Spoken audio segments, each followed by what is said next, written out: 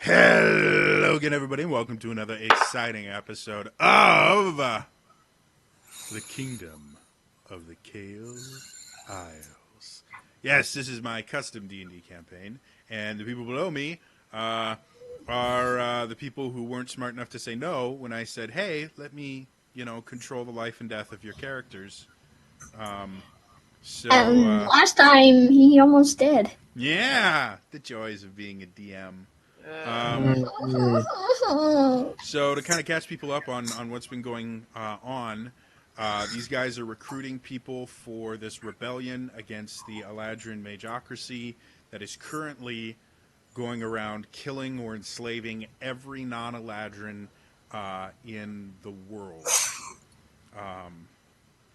So they decided that they needed someone to train their troops.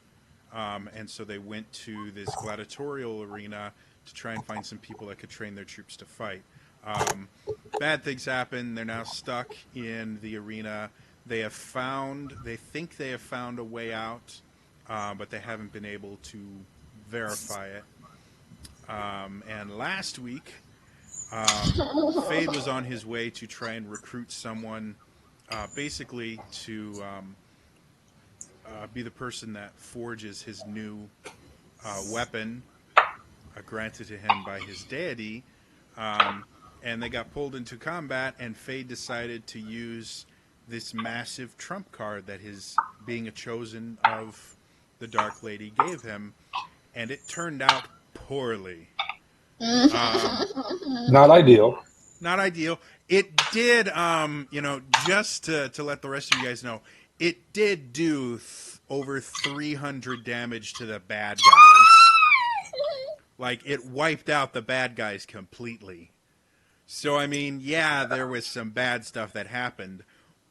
But, I mean, technically, the goal was to get rid of the bad guys, and that happened. So I'm just saying. But at what cost, Jody? But at what cost? Maybe look at, like, the glass is half full of crazy juice. You know, maybe. What happened is when this power unleashed itself, it killed the bad guys, but it also knocked out two of the party members. And as far as Fade knows currently, he has not been able to access any of his divine power. But it's only been, technically, it's only been less than an hour since it happened. But for the past hour, no matter what he's done, he's not been able to access his divine power. And one of the times he tried to access it, it actually ended up hurting him. So he's not 100% sure what's happening. Kata has developed just a little bit of insanity. And Elaine, for some odd reason, has a lust for blood. Or technically, the only thing that you guys are 100% aware of is he has a lust for Avok's blood. So that barbarian blood. Yeah, I mean, who knows? It could just be that Avok has super tasty blood. Like, no one else in the party has ever tasted Avok's blood except for Avok. True. I'm just saying. Maybe it's not as bad as you guys think. Fountain of youth. Again, that all of that stuff has just happened. It's been roughly about an hour since you guys were in the arena. Fade looks horrendous. Both Kata and Elaine are barely conscious. Avok looks rougher than you have in a while, but compared to the rest of the party, you are probably the healthiest. Probably true. So, what do you guys want to do?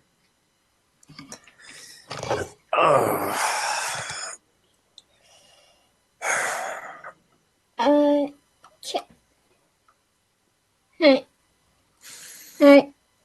Do I have, like, some sort of a hunch of, whatever Fade, like, did back there? Probably not. Good question. Um, um, because of your particular upbringing and the fact that you spent most of your life in the wild, completely out of contact with humans, you are completely perplexed. You have Yeah. no idea what happened. The only thing that you know is Fade said something that you could tell he was speaking, but whatever he said was inaudible to you. It was said in such a way that you couldn't hear it over the sound of battle and the crowd and everything. And then the lights went out. And this an incredible kind of torrent of pain went over you, and the next thing you know, you woke up, and you have this overwhelming fear that whatever happened with Fade Might has happen again. yeah, not only might it happen again, but somehow was sentient. You know, whatever it was that hurt you wasn't just a spell, but it was somehow sentient, and it's somehow still there, watching you, waiting for you to slip up so it can attack you again. Alright. Just to test this out, can I make a perception check? Mm-hmm. Okay. Go for it. 14. 14. And what are you looking for? Alright. If whatever came after us is like maybe still like there or watching over us. Makes sense. Go ahead and make me a wisdom saving throw as well. Oh god. What's my save?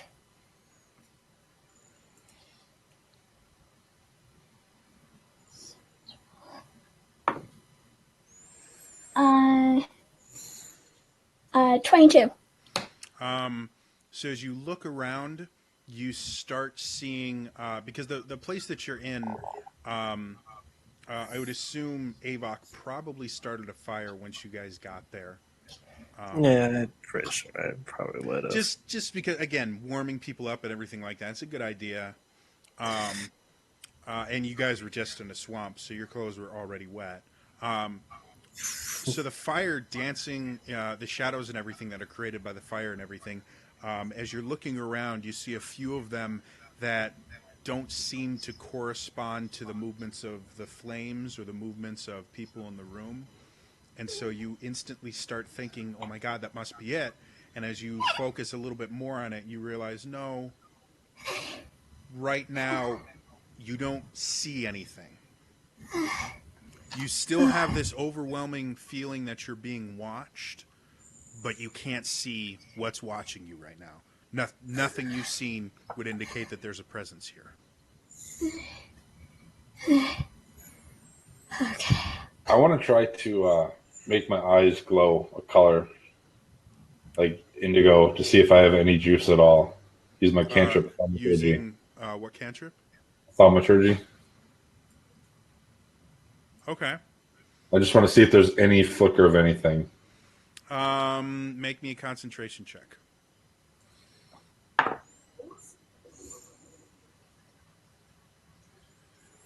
That's not the best for me. At a 12, 13. So as you're sitting there, And I'm going to be staring right at Kata as I do Yeah. this.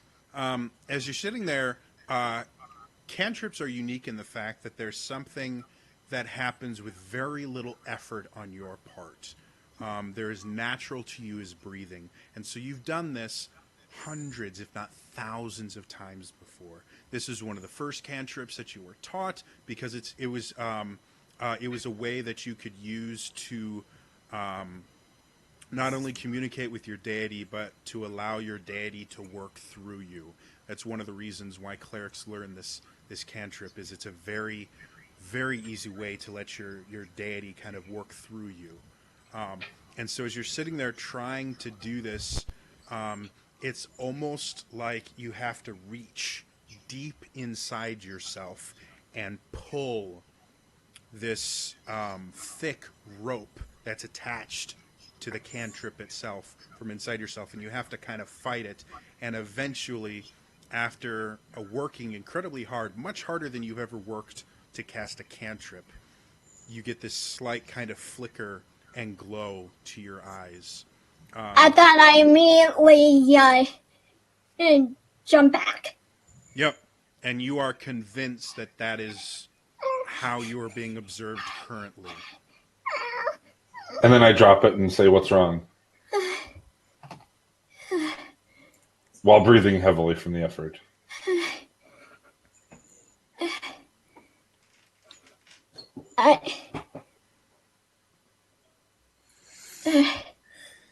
I'm gonna go hunting for wins. I tell the you try to help, but there something very wrong happened. Yeah, I don't know anything about that. You can see that Kata. Do I? Can I make an insight check on? Yeah, I don't know. Inside check. Yeah. 14. Kata, you'll make yours with disadvantage. Okay. 15. Avok, yeah, go ahead. Oh, that's a natural one. Fade, if you want to... Okay. Yeah, Avok, he is... You've known him for a while now, and in general, Fade is not someone that lies a whole lot. Like, he's mysterious, and he doesn't tell the truth all the time, but bold-faced lying is just not something he does a lot. And so you instantly pick up that the words that he's saying seem foreign to him, and the actions that he's doing just don't seem to fit. Kata, you get the feeling that something is controlling his actions, making him say that to try and put you off the scent of what's really going on right now. Even with that natural one? Yes. Uh, It's not that you don't believe him or you think that he's lying. You think 100% that he is part of this thing that is hunting you and watching you. And the thing is starting to control his actions.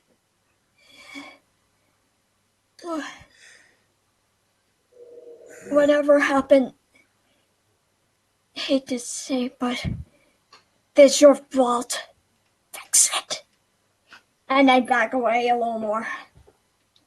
The interesting thing about it, Kata, having grown up in the wild, Kata has very, very dark skin. Like, she has a very dark tan from, being in the sunlight her entire life, and her skin is visibly lighter. Like, the blood is drained from her face. She looks terrified.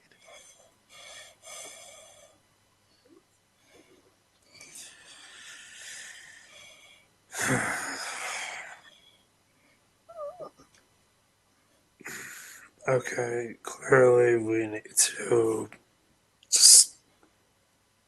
rest.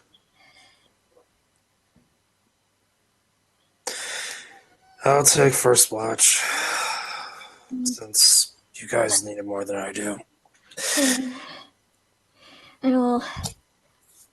I will take second. Okay. Fade, Elaine. I guess I'll take third. All right. I don't say anything. Okay.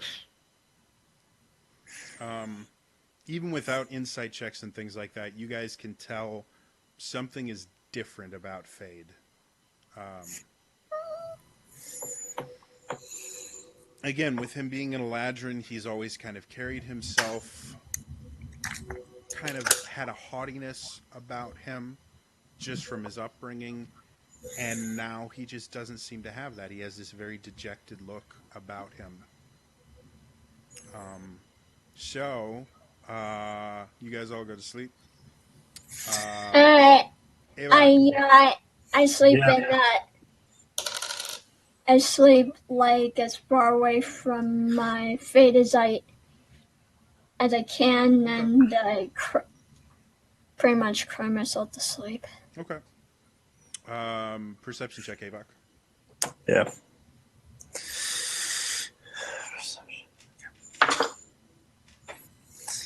All right, that's 18. All right.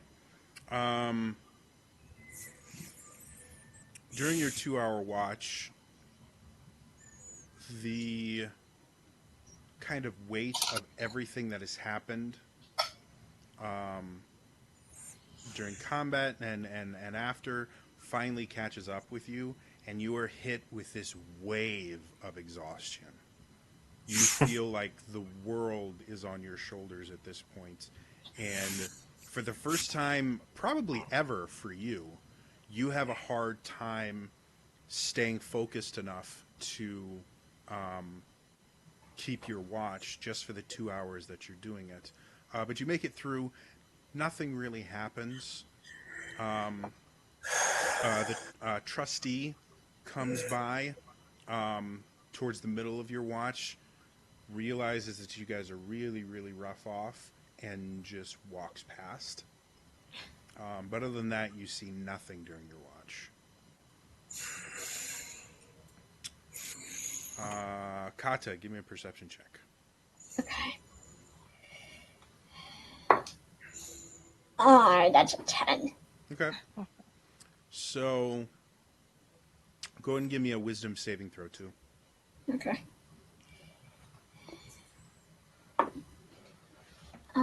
21. Okay.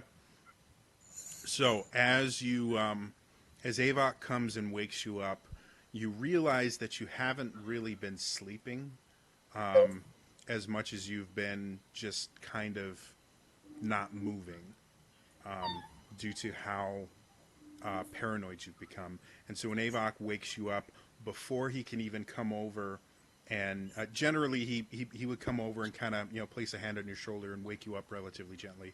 Before he can get close enough to even start speaking to you, you kind of roll over, kind of nod at him, get up, and then he goes to lay down. And you take the entirety of your watch outside of the little hovel that you guys Yeah. are living in. While you're there, the city itself seems even more sinister than it has. You don't enjoy being underground.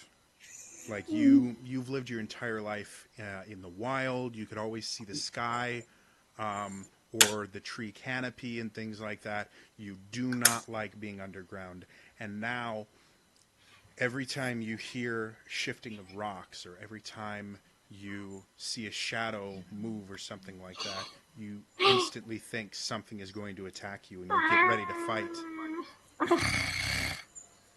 You actually, during your watch, you think something comes up behind you and you actually transform into your cheetah shape to get ready to fight, only to see nothing there.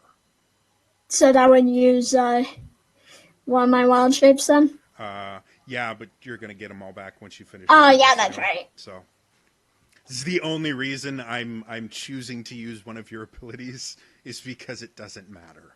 Normally I would not use a character's abilities for them. So Okay. So yeah, like you could have sworn something was there, something was creeping up behind you. You actually at one point felt something starting to reach around your shoulder, and that's when you instantly transformed into the cheetah form and turned around, and there was nothing there. And your senses are instantly heightened in your cheetah form, and so you actually spend the rest of your watch, because that happens about half an hour into your watch, you spend the rest of your watch in cheetah form, hoping that the heightened senses will help you to be able to detect things better. Hey, do I ever try to question myself on why I'm suddenly being so paranoid? Not quite yet. We'll get to that in a little bit. Okay. Elaine, I wake up with her. when Kata comes to wake you up, she starts first by transforming back into a human, and she calls out to you, Nothing happens. Uh, And so she comes over and she kind of just rustles your shoulder. Nothing happens. At this point, Fade is awake because he's heard both of these. And Fade, you realize that Elaine isn't waking up. Can I do a medicine check, see if she's breathing? Sure, me too. go for it. Okay. Just need to. 23. 23. 14. Okay. 14. All right. So Kata, as you look, he's breathing. Doesn't look like there's anything wrong. Fade, you get a little bit closer. Again, due to the fact that you've studied anatomy and you've looked inside of creatures. Often. Yes. Gross. You know a little bit more about how creatures in general work. And I'm assuming you're trained in medicine. Yeah. Yeah. So yeah, you look at it and not only is Elaine breathing, the breathing is very deep, suggesting REM sleep. And you can see that Elaine's eyes are darting back and forth beneath closed eyelids, which is traditionally what happens when someone is dreaming. Okay. So you don't think that Elaine's in danger or anything like that, but something is wrong because you know that REM sleep, while difficult to be roused out of and not comfortable to be roused out of, is not should not be preventing Elaine from waking up. Elaine, while all this is happening, Oh boy. where did you go? Oh, come on. I know I've got it in this one. I've used it 100 times. There it is. Okay. Had to get the right music to set up everything.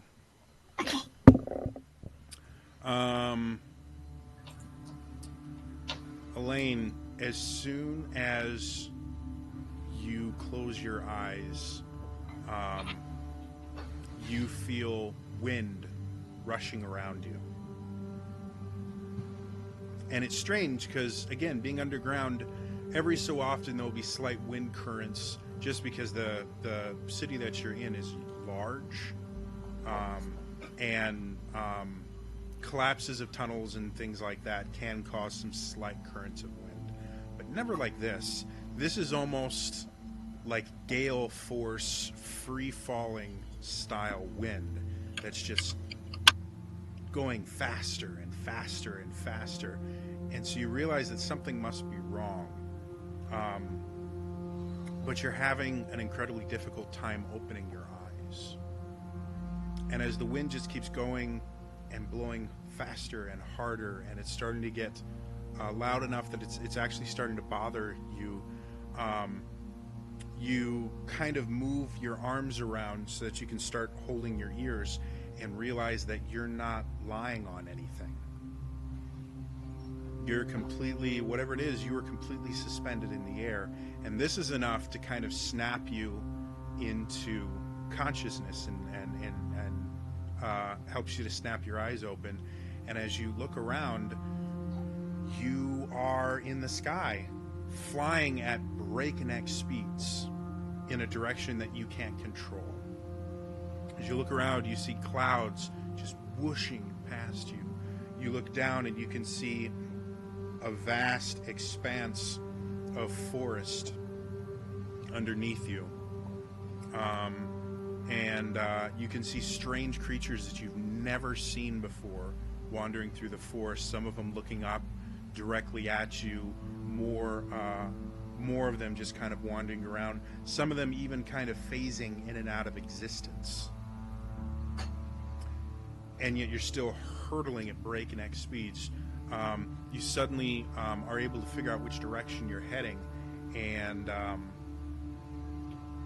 you notice that you are heading to a ring of mountains, the tallest mountain in this ring.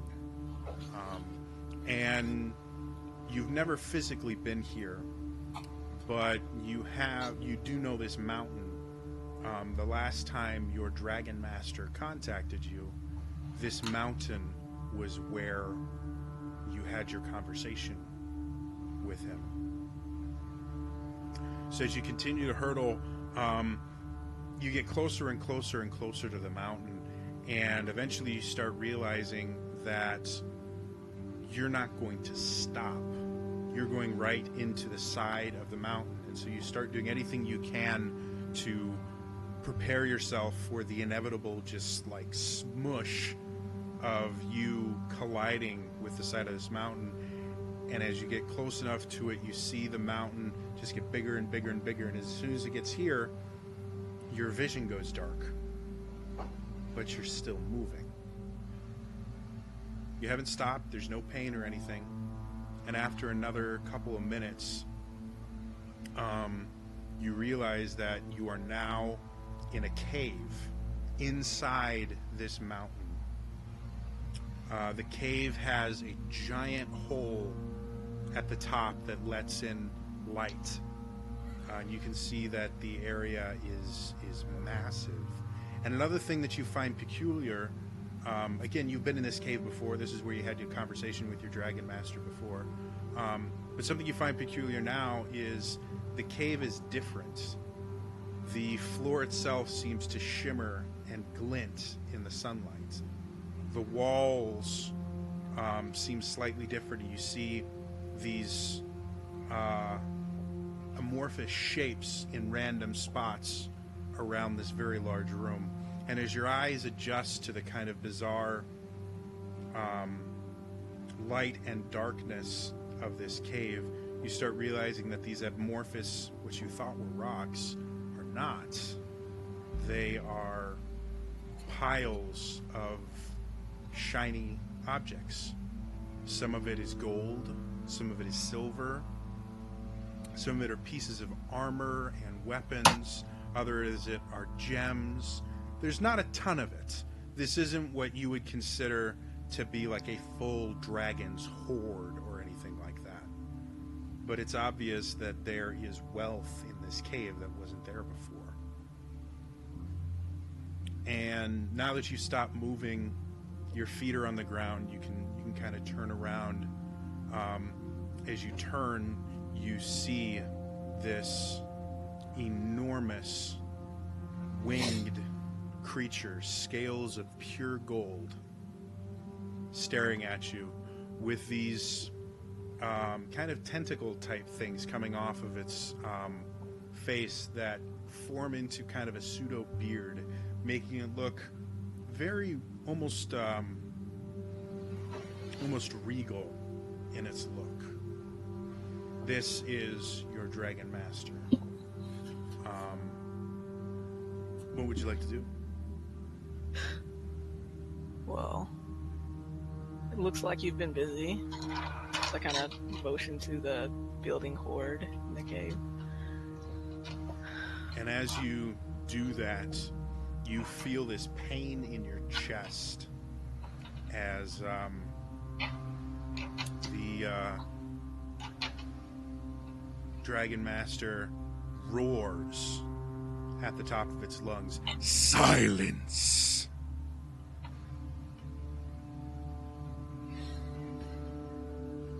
You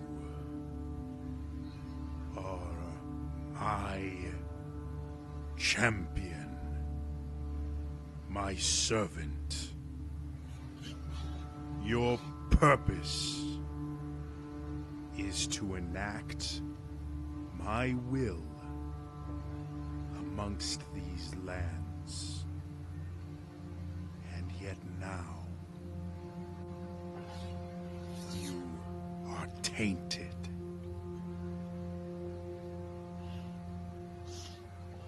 What would you like to do?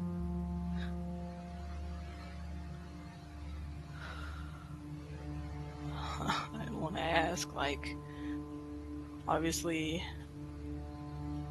I guess you know what happened before and what happened to me. Do you know what's happened? Because I don't really know what's going on. You are afflicted with something so heinous, so disgusting, I considered leaving my chamber and incinerating you to prevent its spread. What you have become is disgusting.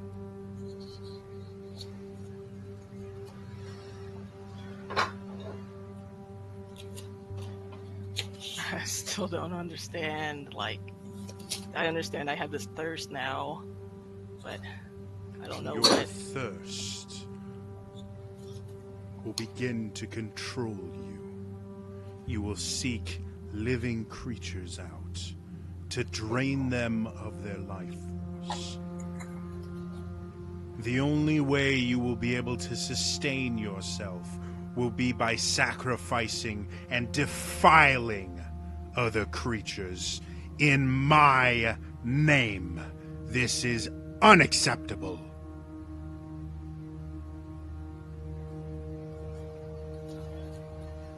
I granted you a piece of my power. That power has been defiled.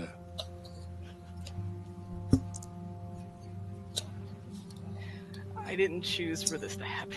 It just You out of- did not stop it. it was out of my control.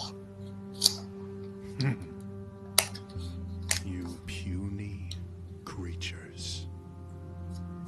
So much is out of your control. These Eladrin take over my realm, enslave me, stick devices in me to drain my magic. It is outside of your control. They enslave and conquer my kingdom. It is outside of your control. They defile magic by cutting this center of power off from the things that make it important, and it's outside of your control. This is no longer an excuse I wish to hear.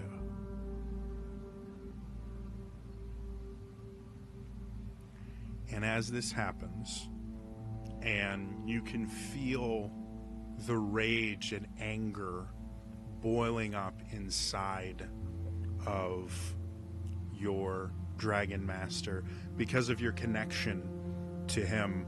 He's not only communicating through words, but you're also getting his thoughts and his emotions, and you feel disgusted of your very existence. And all of this is happening, and suddenly the room goes dark.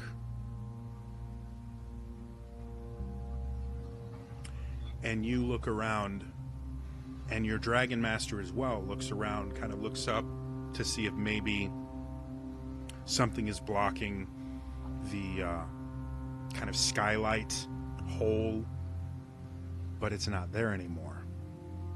And you guys look around, and all of the treasure and piles of wealth that were there before are gone as well. And then you notice something very bizarre. Your Dragon Master is not gargantuan. He's not huge, he's not large. He's about the same size as you are. And he doesn't look like a dragon. He's wearing these golden robes. He has this long white beard with streams and pathways of gold kind of woven into it. He has... You can see this kind of kindness in his eyes that are furrowed into anger and disgust that just don't seem to fit the face. Like those emotions are not something he's used to dealing with. And you see him, like you are completely perplexed as to what's going on here. The last time something like this happened, you were attempting to resurrect Avok. And so you look around and you see that you both are standing in this 10-foot diameter circle of light. You have no idea where the source of light is coming from, but it's from somewhere above. You look around and there's darkness as far as the eye can see. And in the darkness itself, it seems to move and shape, create faces and bodies and forms that disappear as quickly as they appear. And you look over to your dragon master, and he doesn't look surprised. He doesn't look fazed. The disgust and the hatred that you saw on his face before is kind of relaxed, and he just looks like he's waiting. What would you like to do? What's going on? Silence. You know not where you are. This has not happened in centuries. Do not speak unless spoken to. Avert your eyes to the ground. And he kind of looks at you. What do you want to do? I'll do as he said. I'll look to the ground. Okay. And then he speaks louder. It has been a very long time. And from outside of this circle of light, you hear this cacophonous sound of whispers and screams and music and dissonance, and it's impossible to comprehend, and you start feeling your head hurt and ache like it's about to explode. And your dragon master kind of looks at you and goes, "Cover your ears." I'm covering them. And it blocks out some of the sound to the point where your head still hurts, but you don't feel overwhelmed by it. And you see your dragon master just sit there, slowly kind of turning, and nods. And then he replies, "You know what happened the last time you decided to interfere in this way." Again, this cacophonous sound. Your head starts to hurt, but your hands are firmly placed on your ears. So as much as your head hurts, you're not feeling overwhelmed by it. And you see your dragon master nodding.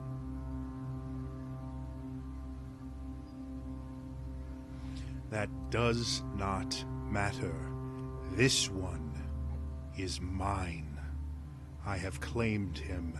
You have no right. And you watch for the first time since you met this creature that he actually staggers and looks shocked as the noise begins again, and you can feel movement around you, and you can feel the darkness getting closer and closer to the edges of this circle. And your dragon master continues. That was his choice. We have not seen him since before the Dragon Wars. Are you trying to tell me that he still lives? Even a chosen does not have a lifespan like that. More cacophonous noise, and and things, and you start to feel your grip on reality start to slip. Because all at once you want to tighten your hands around your ears even more so. And yet you also want to take them off completely to listen to the amazing, beautiful music that's being created at the same time as this cacophonous noise that's trying to rip apart your eardrums. And so you see your Dragon Master go,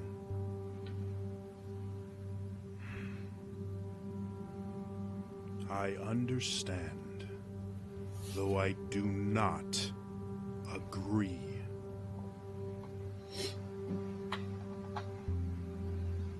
My champion will not survive this much longer. I will deal with him, but we must end this. Again, more noise. You feel yourself slipping away from your sanity. I know not how you were able to make this contact. Does this mean you are returning? And you, for the first time in this entire instance, you understand something. You hear a single word. Yes.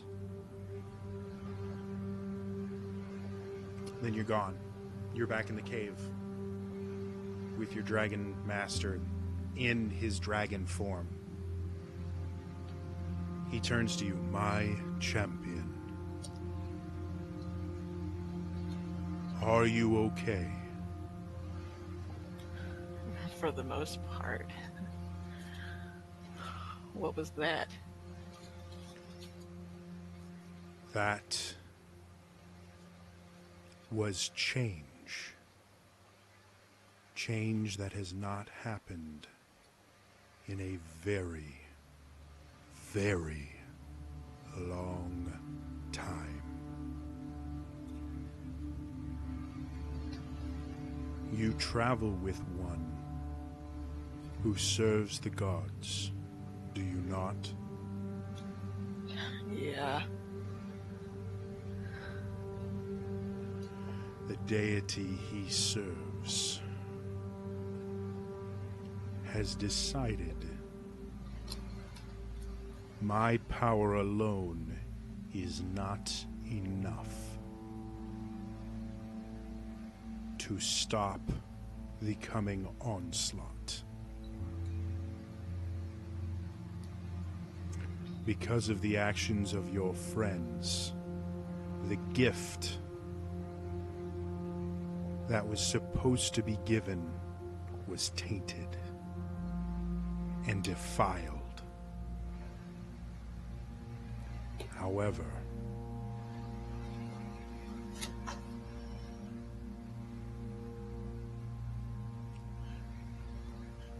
the power still rests within you.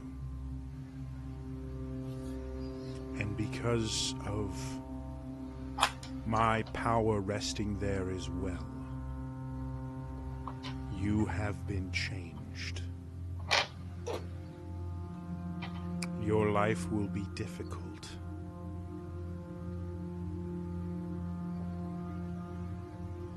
But the abilities this defilement has granted you may be what is necessary to stem the coming onslaught.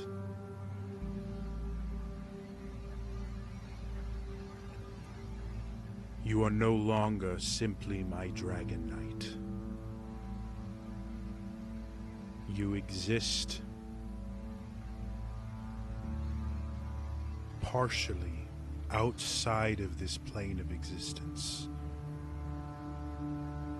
You have a connection to very dark energies.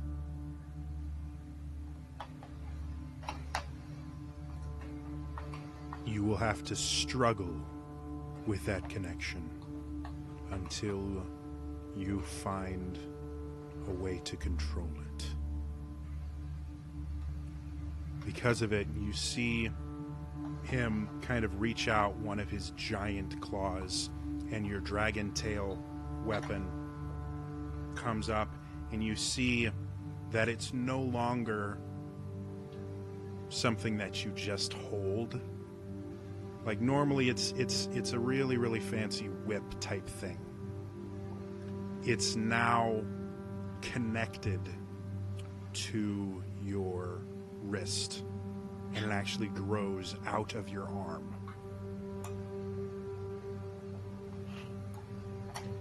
This weapon has changed. It has become a part of you, and you can draw life force through it. But know this: every time you feed on the life force of others, there is a chance the thirst will overtake you until you learn to control it. Do you understand? I suppose, but how would I go about learning to control it? That is not something I can answer. That will be something you have to learn on your own.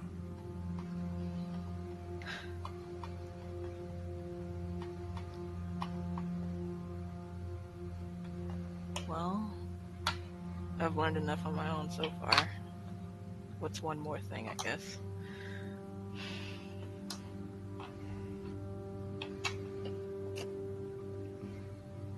Be careful. The one you travel with who serves the gods has angered his deity.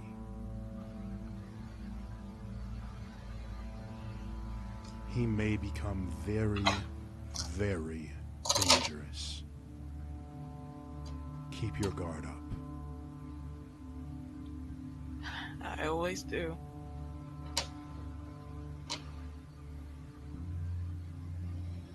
I will contact you again to see how your growth has gone. Protect yourself. Learn to harness your newfound abilities and fight the thirst. Goodbye, my champion. And with that, you feel the wind rushing again. While all of this is happening, you guys are trying to figure out what's wrong.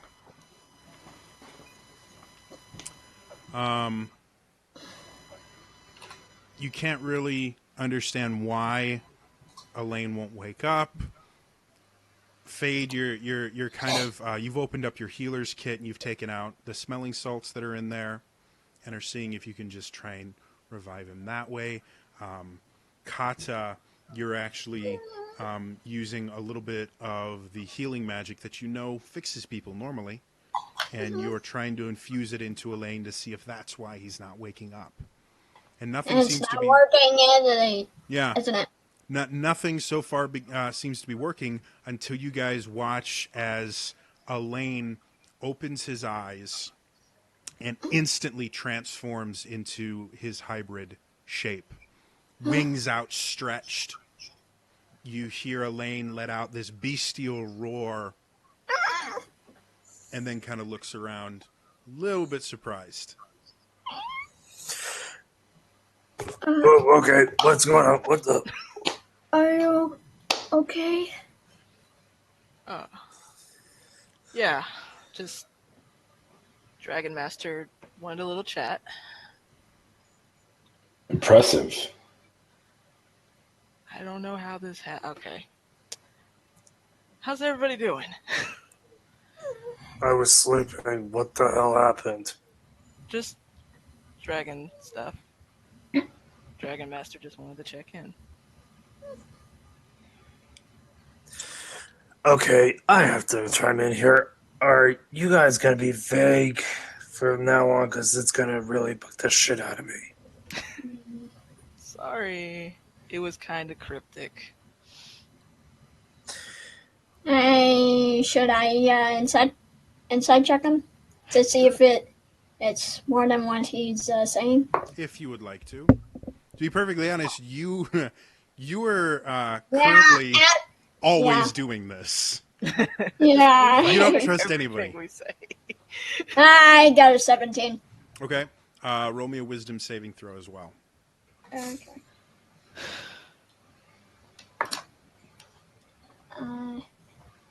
24.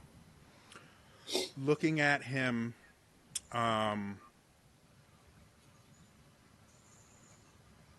he doesn't. Again, you've known him for a little while now.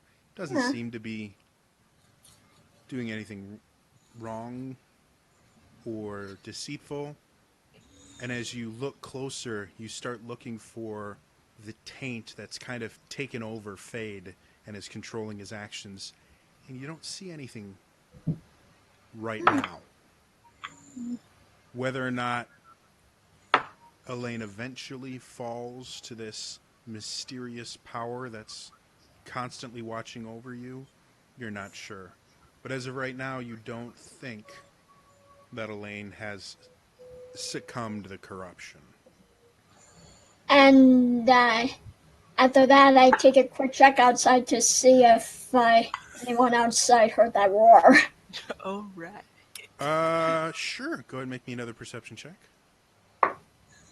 Yeah. Sorry about that. It just came out. 23.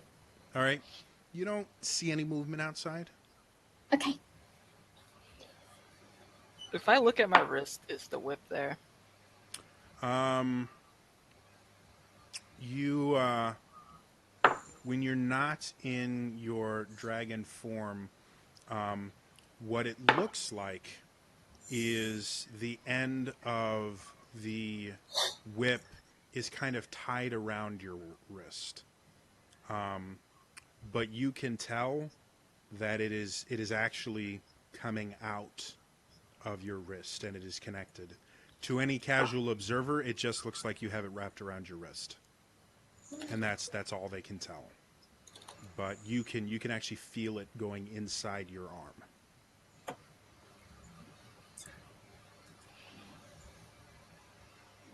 Yeah, Dragon Master was just a little worried with the weird dark energy thing that came out of you know who.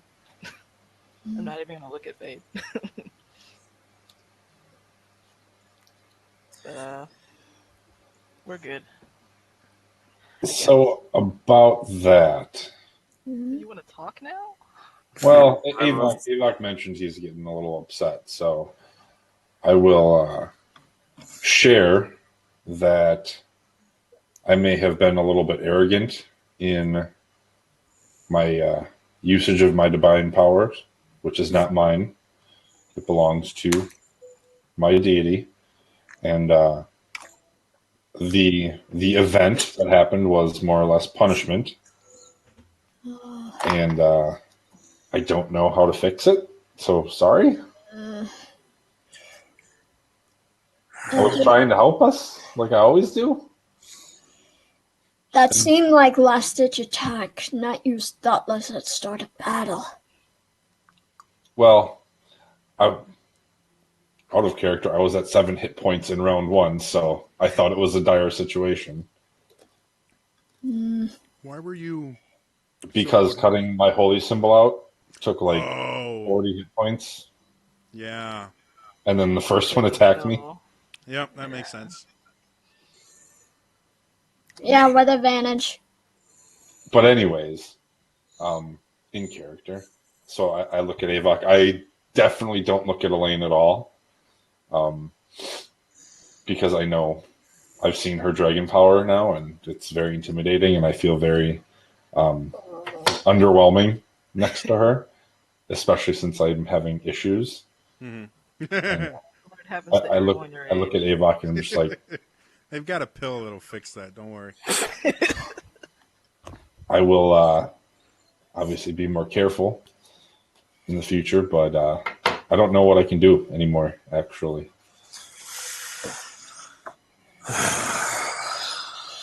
Well, you're an idiot, first off.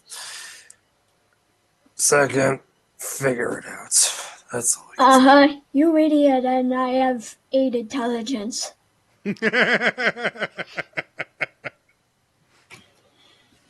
Smart one's the idiot. So, Elaine, it's your turn for watch.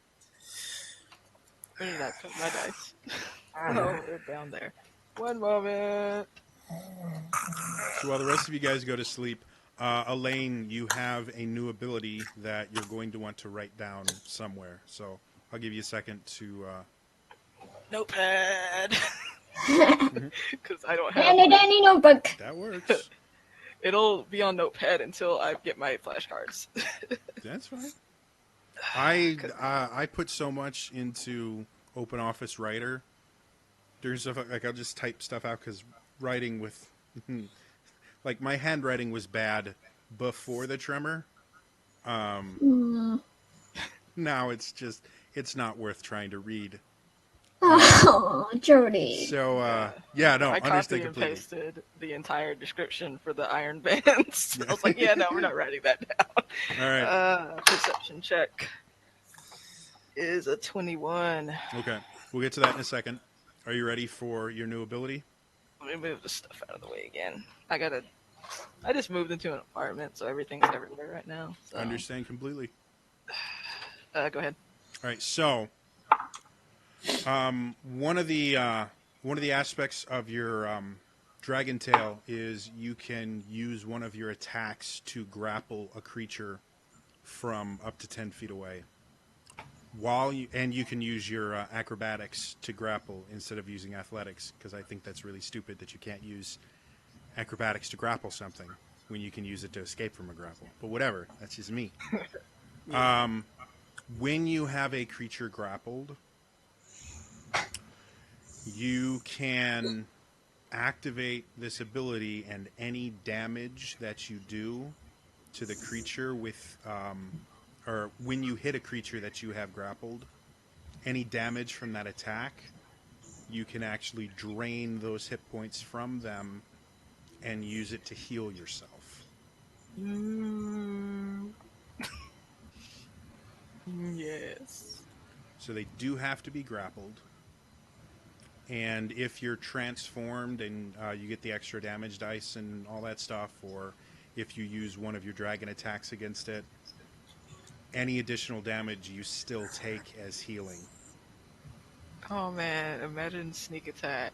Correct. Yep, sneak attack as well. Jesus. You can use this ability a number of times equal to your wisdom modifier. And once you've used them, it requires a long rest to regain them. But you can choose to activate this power after you hit. Bless you. Bless you. Hey, Okay. Cool. Alright. And So we can drain the life from grappled creatures I do damage to. Equal to my wisdom mod, and then long rest to regain. any hit points you drain in that way, they can't heal without taking a long rest. So, currently, anytime you use that power, you will have to also fight off the thirst, which you have no idea what that means, and No we'll one wants find to out the first explain time you use this ability. Someone explain this to me. I don't know what a vampire is. I didn't go to school, okay? I can't read. No. So, yeah, the only thing you know is that if you use this ability, you're going to have to fight off something, and you don't know what that means. So, your watch is relatively uneventful. You spend a lot of it kind of looking at your dragon tail and trying to figure out exactly what's happened to it. You do get the idea that if you transform another weapon into your dragon tail, part of the ritual will literally attach it to you like your current dragon tail is. Going forward, like it's not just a dragon weapon, it is now physically a part of your being. You do experiment with it a little bit, and you realize that you can actually withdraw most of it into your arm now, so that all you really have is like a bracelet hanging off when you're not in combat.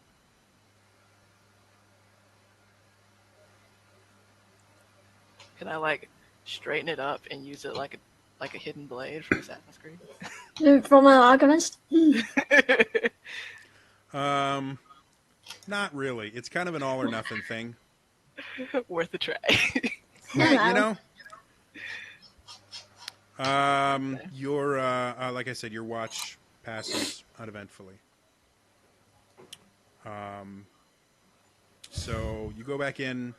Technically, Fade didn't say whether or not he was taking a watch. So Like I woke up with Elaine, and I'll be up the whole time. okay, But I didn't want to volunteer much information at the time. okay. So as you come back in, you see Fade is still up. Fade, you have trance, right? Yeah. So technically, you've already tranced as long as you need, and now you just need light activity. So are you going to take a watch then as Elaine goes back to sleep? Yes. Okay. Go ahead and roll me a perception check. 27. You have really good eyes. Mm-hmm. So you during your watch, you're having an incredibly hard time, and since the incident, you've been having an incredibly hard time focusing on anything. Since taking your vows on your choosing day and becoming a cleric, you have felt divine power flowing through you. It is become kind of a second skin to you. And since this incident, something has interrupted that, and your whole existence just feels wrong. Something just doesn't add up. So while you don't really see anything on it, you're not really looking that hard. You are almost incapable of focusing on anything for more than about 5 to 10 minutes, because this overwhelming feeling of wrongness kind of gets your mind off of whatever you're focusing on and almost forces you to introspect. Is there anything specifically you'd like to do during your watch? Yeah. Go ahead. As this is as I'm getting these thoughts and kind of coming to terms with what I assume has happened, I've lost her favor. I will kind of like go through my packs and everything, and I had some gold in my hair, in my like fake hairnet. Mm-hmm. I throw that into the fire, and I pull out all my I've taken samples of stuff. I have 10 pounds of rotting kraken flesh and another vial of blood and some suction cups, and I throw it all in the fire, and I basically just get rid of all my possessions short of weapons. Okay. To kind of restructure my views on piety and try to just start over, basically. Okay. Roll me a religion check.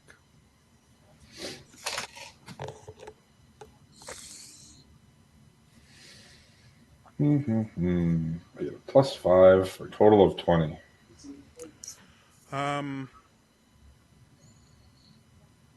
Thinking back to,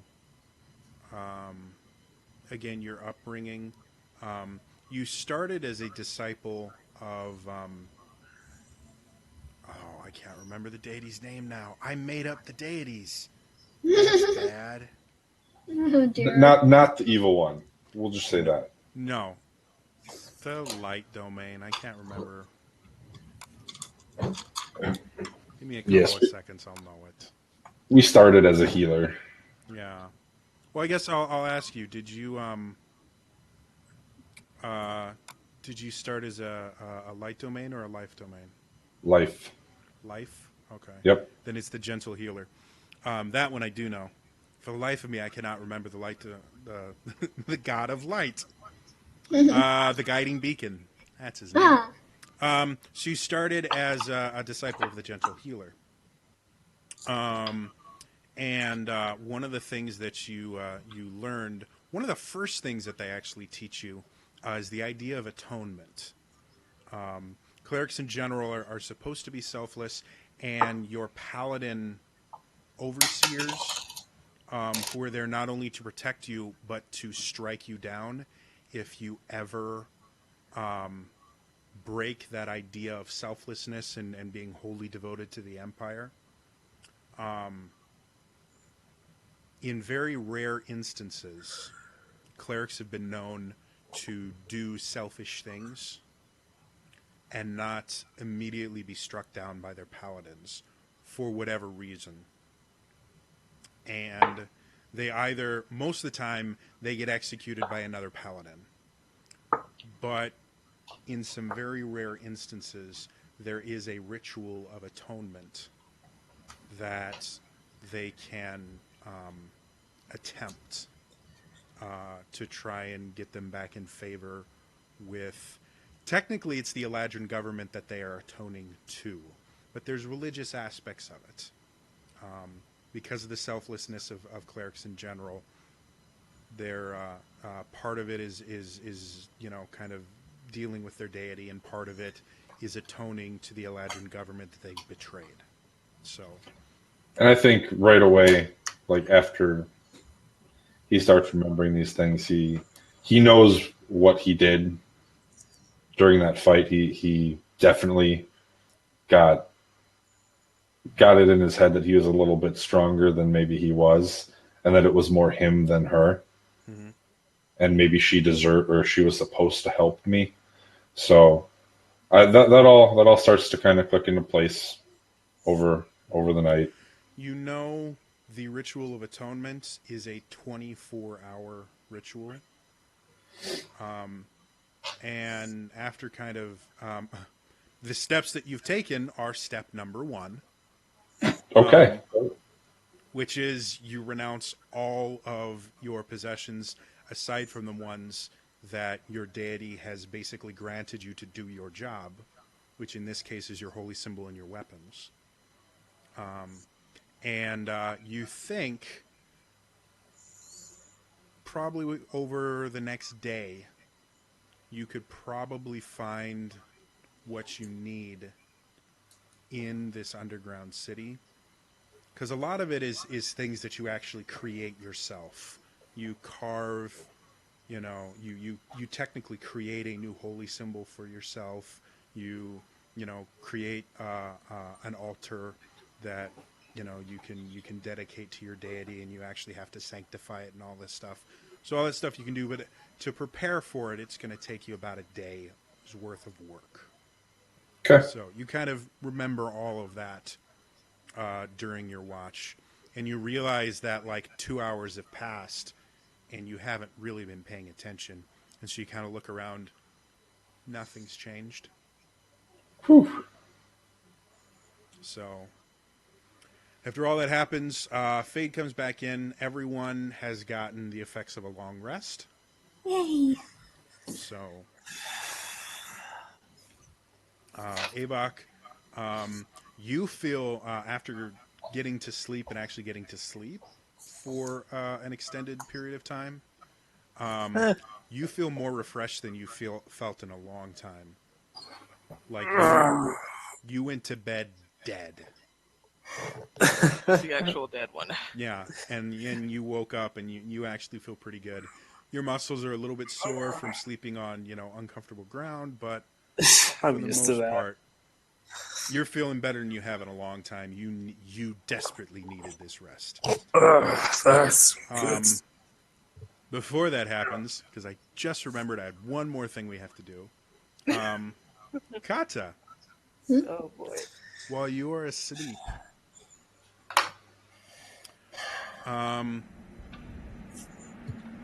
when you fall asleep,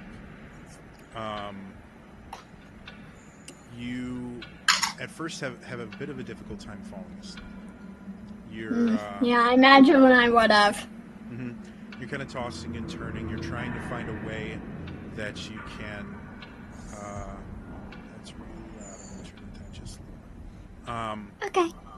You keep trying to find a way that you can position yourself so that nothing can sneak up on you, but you keep seeing shadows and things like that, and you get this idea that even the shadows could attack you, and you don't have the ability to make enough light to completely destroy all the shadows in this room, and so you eventually fall asleep just from sheer exhaustion. And while you're asleep, you wake up, but you're not in the bungalow that you guys have been using. You're not even in the city anymore. It actually takes you a couple of minutes to realize where you are because you haven't been in this location in years. But as you look around, you start noticing portraits on the wall. You're in this large building. You haven't been in buildings since the city in the jungle. And you look around and something about this place seems familiar. And you're in kind of a foyer antechamber area. You see these massive stairs going up to the upper rooms. You see doors on either side. This is a very wealthy place. And as you look around, you see that currently none of the candelabras or chandeliers or anything are lit. So the whole room and building is dark. Despite there being no source of light, there is this kind of unearthly glow that allows you to see. Okay. And as you keep looking around, you're like, this seems so familiar. It finally clicks. You are in the house that you were born in. That your mother taught you how to serve in. But nobody's here. You don't see any signs of life. You notice that the pictures that looked kind of regal before now look tattered and old and faded. You notice that the carpets themselves have little bits kind of eaten out of them by moths and things like that. The banister itself is scratched and has pockmarks in it from misuse over the years. And suddenly you hear from a room that you recognize as the dining room, which is off of the foyer here. You hear what sounds like voices. What would you like to do? I would like to follow the voices, but still try to stay out of sight. Okay, roll me a stealth check. Okay.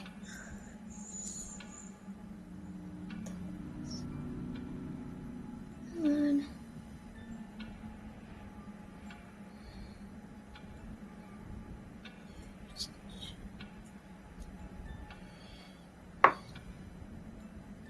Uh, 22. All right. So you very softly start walking. You realize as you start to take your first step, you hear this clop. Take another step, clop, clop. And you look down at something that you haven't done again in years, over a decade. You're wearing shoes. You're wearing very nice shoes, but they feel wrong. It's been so long since you've worn them, and they're making noise, so you immediately take them off. Yeah. And you have these stockings on that, again, just don't feel right. They feel like they're kind of trapping you, so you take your stockings off as well. And so you're toeing barefoot through this house, making almost no noise now. And you kind of go and you see the door itself is slightly ajar. And you can see some light from inside. And you can see movement. And as you peer in, you see a figure standing there wearing servant's attire. The clothing itself has is very worn. It looks it's obviously designed to make sure whomever is wearing it is very aware of the difference in status between them and the people that they're serving. And the woman that's wearing this, you can see these. What color hair does your character have again? Blonde. Blonde. So you see blonde, flowing locks that are very tightly kind of coiled into a bun. And you can see this kind of strength to the woman standing there, that despite her being in a subservient position, she always just had this strength. And you fight back tears a little bit as you see your mother standing there, someone you haven't seen in her human form in decades, or in over a decade. And you see her talking to this Eladrin man, very, very fine,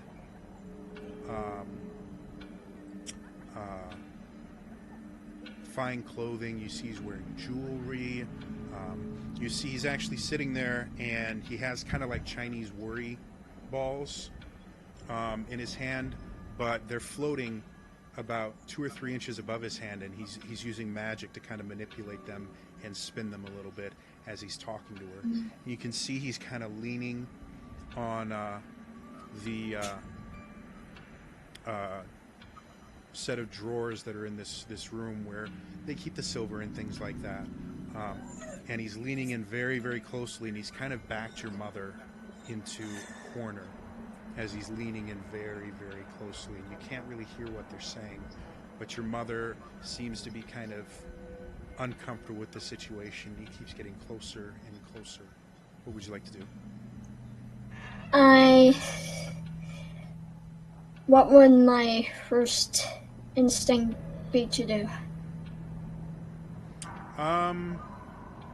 To be perfectly honest, right now, you're a little bit overwhelmed. You're starting to fall back into what it was like when you were a very young child. And in general, the people that lived there had never treated you poorly, but they'd never treated you particularly nicely. But the man that your mom is talking to seemed to be kinder than most of the other Eladrin in the house, to you specifically. You never quite understood why. So seeing your mother, whom you have a very strong connection with, who you love, and this man who's generally kind of nice to you, just kind of talking, you get a little bit of a feeling that you should go in there, because they're two people that you like.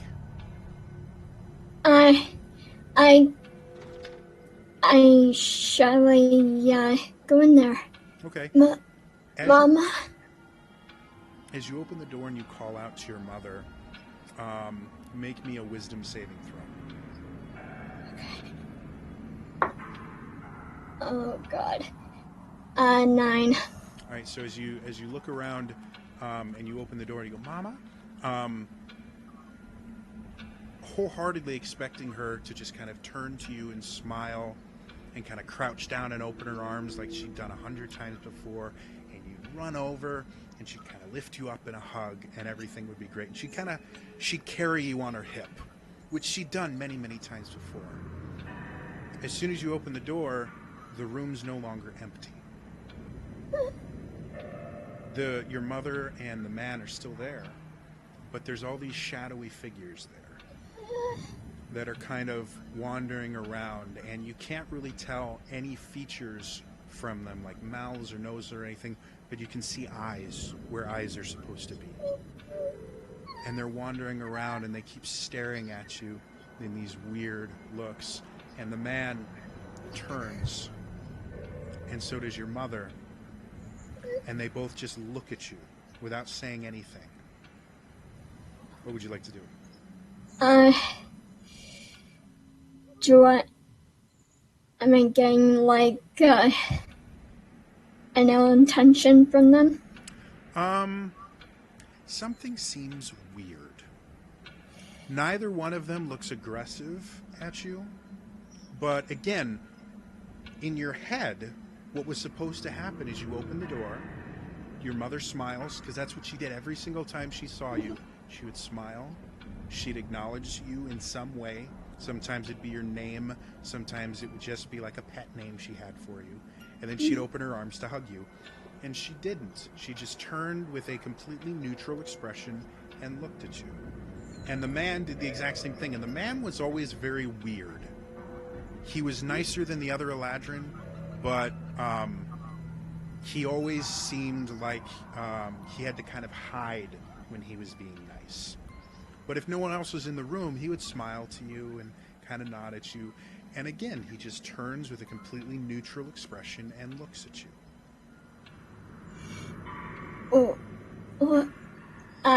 am I like little or am I in my? You're looking up to them. So, what age am I? Am I still my regular age? To be perfectly honest, you don't know. The only thing that you're aware of, your only memories of this house are from when you were small. And so you're remembering this house the exact way you did remember it. So you're about head, like your head is about level with a little bit higher than the table would be. They're much taller than you. It kind of feels like the house is much bigger than it should be because you haven't quite come to terms with the fact that you've technically shrunk, if that makes sense. Yeah, I should pitch my voice up then. Mama, what is going on? And then she turns to you and she gets this look of kind of fear. She goes, "They're coming for you. You must run. Run, Carter, run!" I run. Really quickly, make me a insight check. Okay. 19. She's not telling the truth. What? You don't know why. Your mother's never lied to you before, but she's not telling the truth right now. I take a couple steps back, and then when I realize she's not telling the truth, I stop running and stare at her.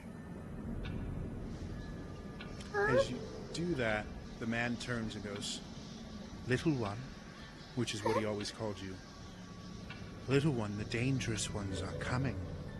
Can't you see they're all around? They're going to hurt you. They're going to hurt your mother. You must run." Then can I tell if he's lying too? Go ahead and make an insight check for me. Alright. And 9.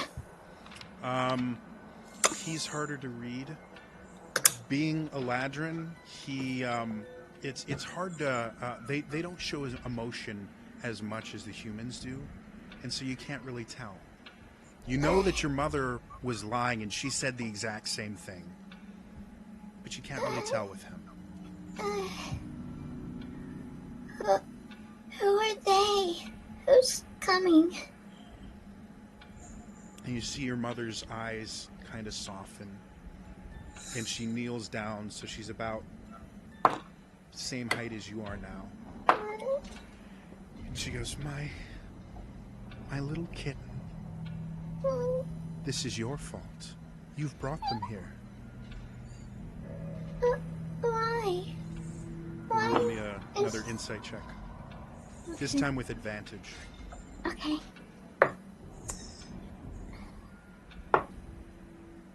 Uh, 16. She's not telling the truth again. She's never lied to you in your life, and she's lied twice.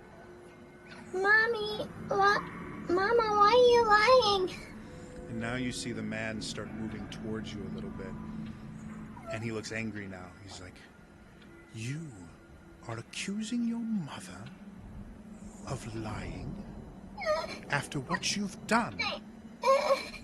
That's very naughty. Don't you see all these creatures around me? Go ahead and make a wisdom saving throw Okay. with advantage. Okay. 20. The shadow creatures that are kind of wandering around become translucent. And as you're looking at them, you realize they're not really there. They're illusions. Ah.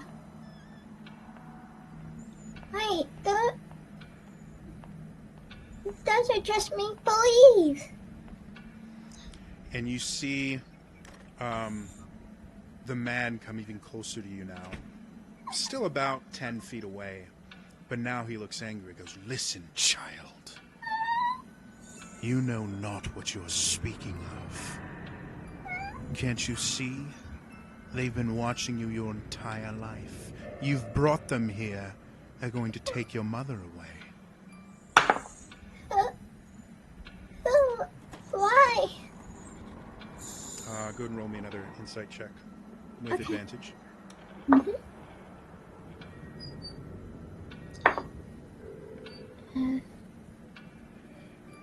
22. He's lying. Not only is he lying, it's very important to him that you believe him. You don't understand why, but for whatever reason, it's really, really important to him that you believe him.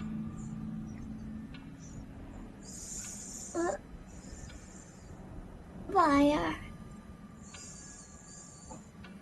are you saying this? I'm trying, and his face instantly softens. I'm trying to help you, little one. You must understand, they're always watching you. Everywhere. If you don't keep your guard up, they'll take you like they took your mother. And you see the translucent figures start going over to your mother, and you realize that that's not your mother. That's another illusion. Mama. Run away, child. Run.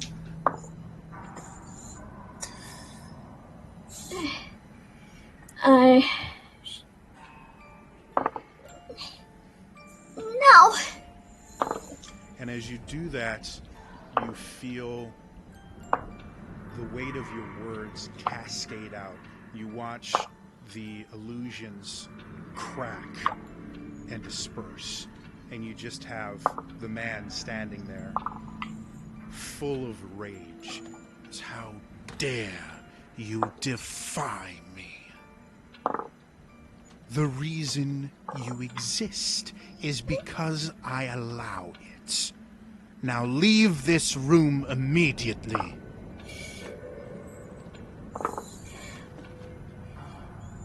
Do I get that urge to get out of there? Make me a wisdom saving throw with advantage. Okay.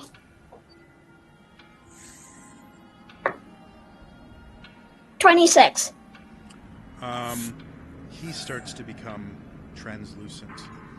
Though instead of him just being a full illusion, you realize that there's something kind of wearing that illusion. And it's this shadowy creature. And as you sit there and you look at it, you start noticing that the table is not where it used to be. Instead of being around head height, it's now right around your stomach, hips, where a table would be for someone of your normal height. And you kind of look down and you're not in the little dress that you were in before. You're wearing the clothing that you normally wear.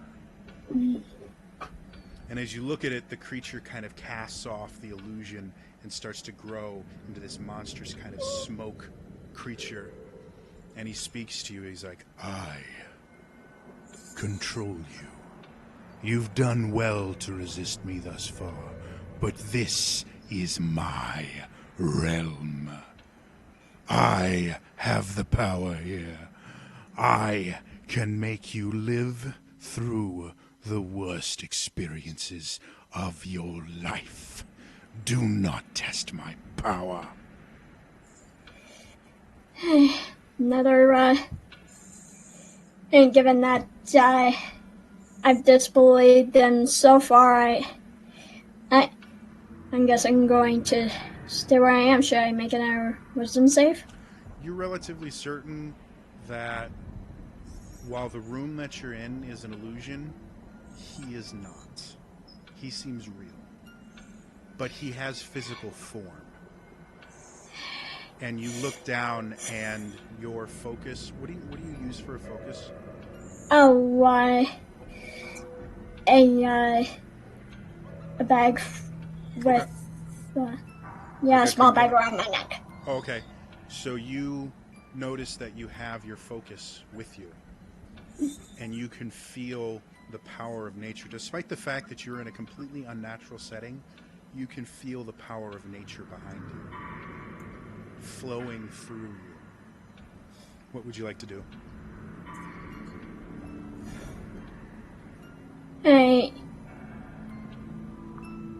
Can I concentrate on that power? Yeah. You have full access to all of the spells that you normally have. You have full access to your ability to beast shape. You are currently a fully realized druid.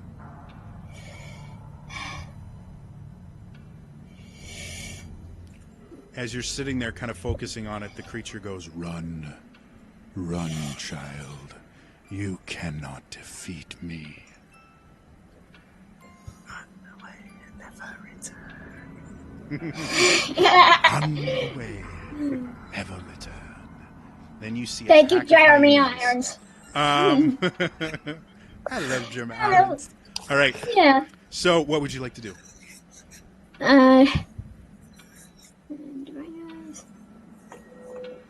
It's getting very Hamlet in here. Can I sense that he's like a dark creature? You get the idea that this is a creature kind of born of darkness, but in this realm it has physical form to the point where if you attacked it, you can attack it. You get the idea that you have the ability to attack this creature. I'm going to cast Moonbeam. Okay. What's the save on that? It is I think it's a dex save, right? Constitution, actually. Okay. And what's your spell save DC? I believe it's 15. All right. So, how do you want to do this? I'm going to shoot down a big old blast on it. I'm not afraid. All right. So you feel the power of nature kind of compelling you, and you point your hand out. And as you say the words, "I'm not afraid," you see him go, "I can change that."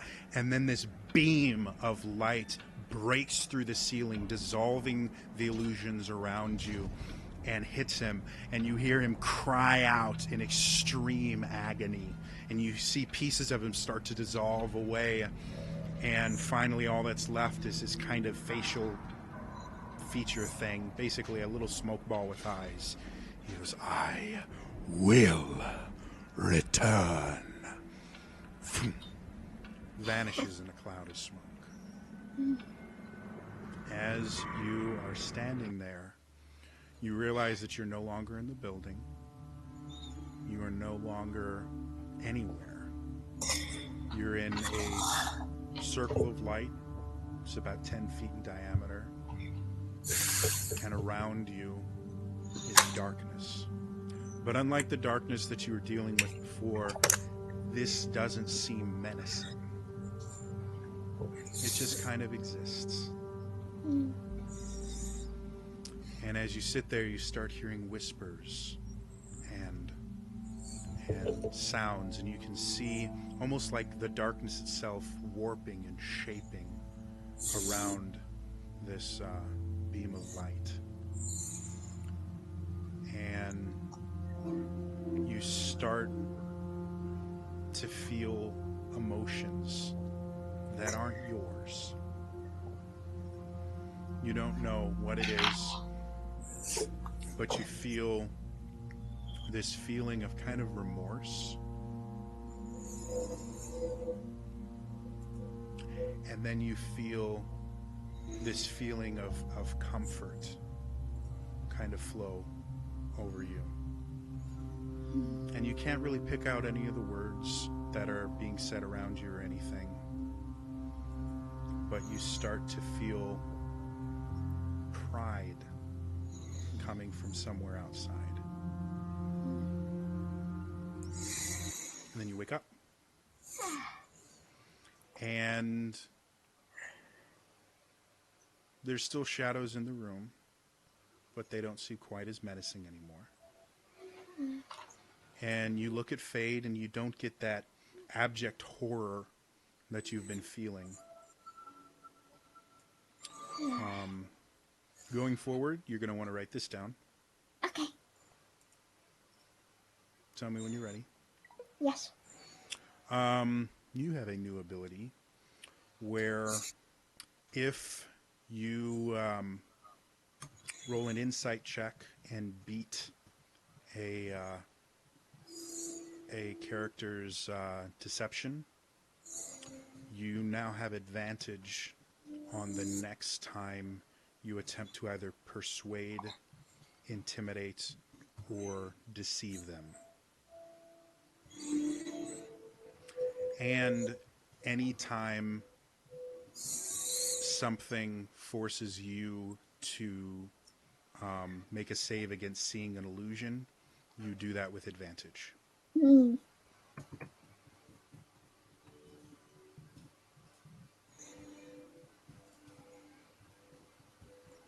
Okay. All right. So it's the next day now.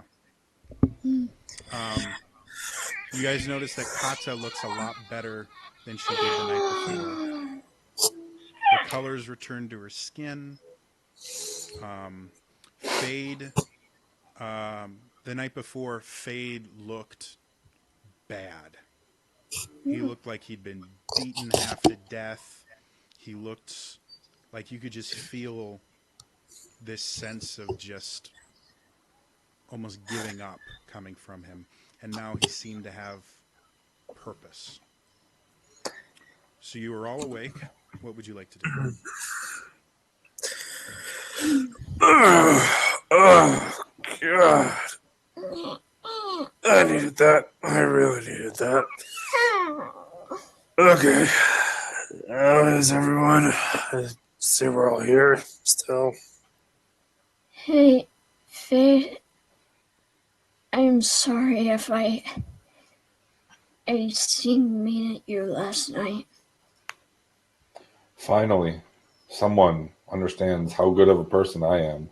I forgive you. Yeah. Still got a long way to go, buddy. Good to see your check has respect to normal.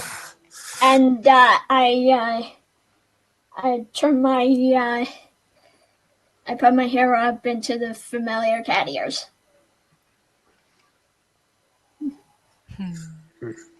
So it's the beginning of a new day. Well, I got to find some stuff. Okay. We need to really get a move on with this shit. I'd rather not do that again. So Fade has kind of his whole day planned out and knows exactly what he's doing. What would the rest of you guys like to do today?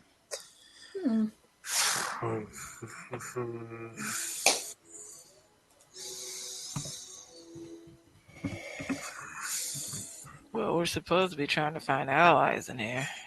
Mm. Yeah. Yeah, The city that guy with itself the weird arm. is much larger. Like you guys have basically been to about 10% of the city. You know where Scar's enclave is, and you've dealt with him before. You Uh, know where the small grouping of those people that you met previously, where the girl had the headaches and told you how to get out. You know where that is, and you know where the serrated death has his little hovel, and that's all within that little 10% of the city that you guys have been to. yeah, I think I'm going to check up on that group of people that we helped before. Okay. So Katz is going to go check with them. Elaine, Avok, what do you guys want to do?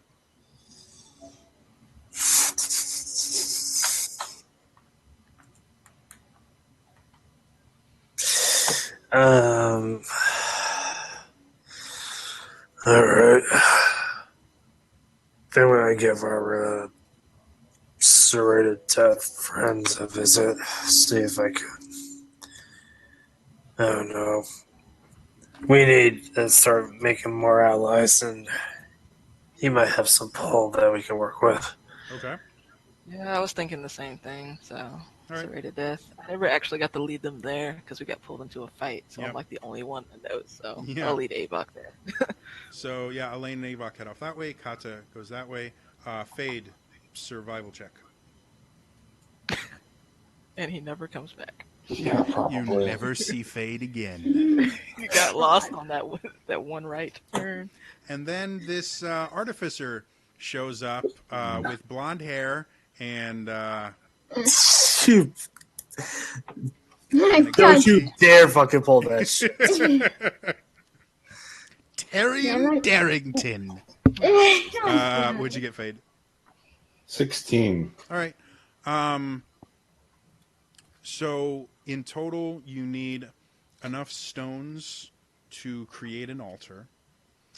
You need something that is soft enough that you can carve a holy symbol, a new holy symbol for yourself out of it. And you need basically a bin with water in it that you can consecrate and turn into holy water. You search around, and finding the stones is super easy. There's rubble everywhere. You guys found fresh water earlier, and so you're able to do that. And you find a piece of metal that will work as a bowl. The difficult thing is finding something that you can carve into a new holy symbol. There are a couple different things that you're able to find. There are scraps of wood that you find that you could turn into a holy symbol. You find, what is it, sandstone? A soft rock that you think, with enough time and work, you could carve into a holy symbol. And you find metal scraps and things like that you think with some heat and effort, especially with the fact that you still have the Smith of the Gods hammer, you could form it into a holy symbol. Because the holy symbol itself, as part of the ritual, will get transformed into something much more permanent, but you have to kind of decide what it's going to be made out of. So, out of the things that you found, I would like to stick with my pauper theme, and I'm going to go for wood. Okay. And there is one item that I didn't toss away when I was getting rid of everything. Mm-hmm. It was the tacky energized rock from the Dwarven City. Okay. I would like to inlay that kind of like a gemstone into this holy symbol. And I want to use mending to cover it up to make it seated really nice. I need a concentration check. Oh, yeah, that's a thing still. Yep. 22. Oh. Nice. You have no idea what you are doing right now, but it is I really don't. It is really, really cool. Um, I have to find a purpose for this thing. It's it has a purpose. You just haven't used it, and as soon as you learn, this is going to be so cool. All right, so Good, I get to kill us all again. Oh no. this actually doesn't have the ability to kill anything. So, That's good. that's really cool. No other rolls. No, that's so cool. Take inspiration Yeah. because I really like this idea. It takes you the rest of the day to carve out of the wood your holy symbol. The holy symbol. I will let you decide. What would you say the holy symbol for the Dark Lady is? Well, I feel like You are writing lore right now. Wow, that is cool. I think maybe like Ray. I'll have to draw it up, but I'm thinking like kind of like half of a bat wing, Okay. but like drippy. I can't describe it any better than that. Okay. No. Like That's one cool. one large curved side there, like the sharp end of a battle axe, kind of like that, but Okay. like bat wing on the backside. Okay. I'll come up with something. So that's what you carve, and you inlay the gem in there. And as you sit there and focus on your mending cantrip, again, this is something that you've done hundreds, if not thousands, of times, and it's like pulling teeth. But you sit there and you focus, and as you're doing that, the energy from the gem reacts to you, and it's inlaid.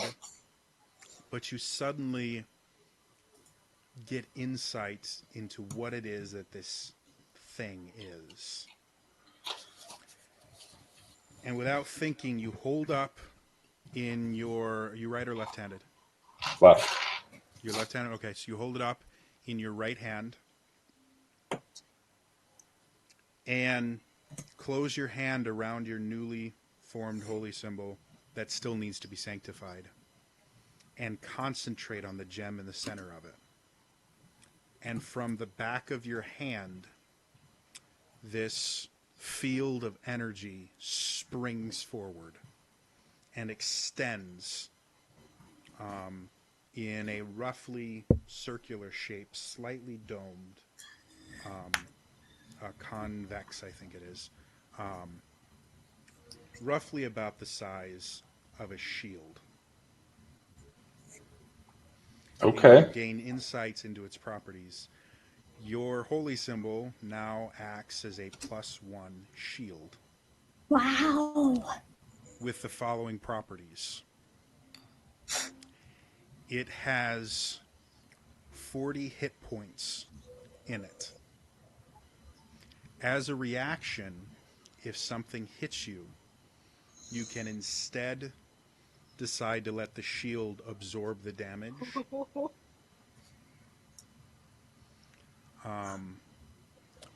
If the shield goes down to 0 hit points, it turns off, and you no longer have a shield.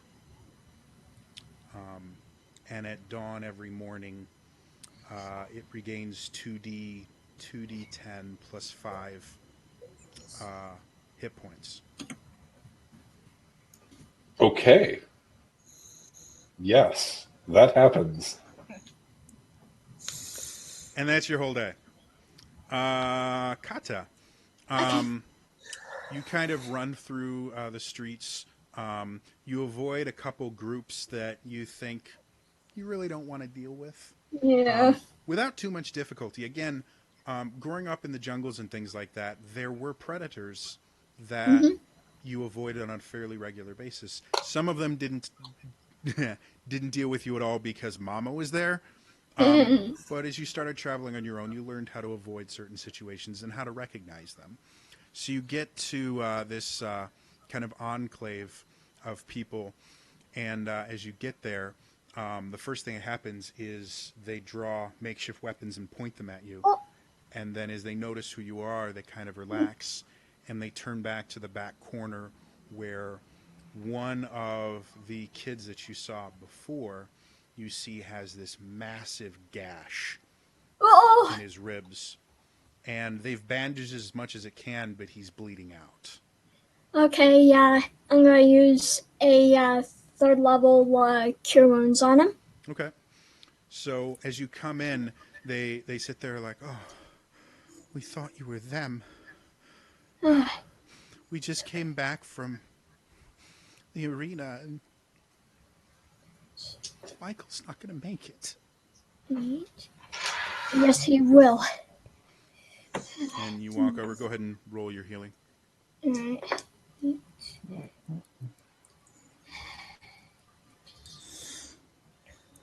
right. 24 Okay. points of So you come healing. over and you kind of concentrate the healing energy into your hands as you've done before, and you press them to the wound.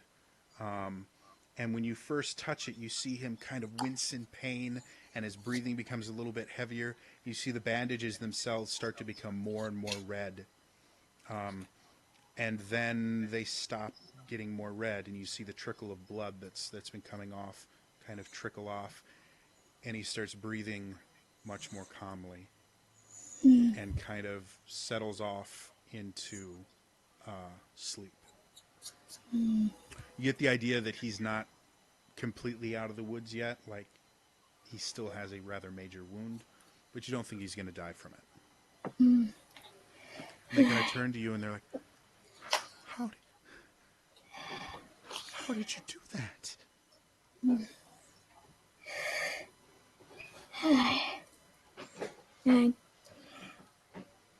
Well, I guess curing wounds is a thing I have been able to do. Looks like I have gotten here in nick of time, as they say. Thank you. We're not going to survive another round in the arena. We barely made it out alive this time. There were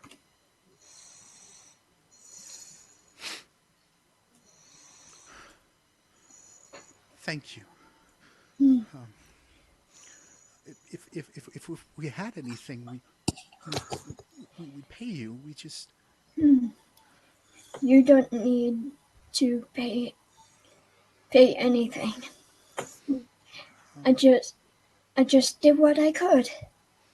and one of the other boys kind of comes over. So why are you here? I mean, nobody knew he was hurt except for us. It couldn't have been because of Michael.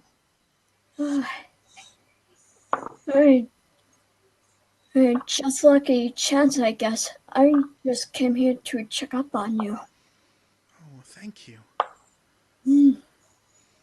We went to the arena. Got back a few hours ago. They pit two teams of gladiators against each other. Whoa. We were on the winning side, but this man with this wicked-looking axe came and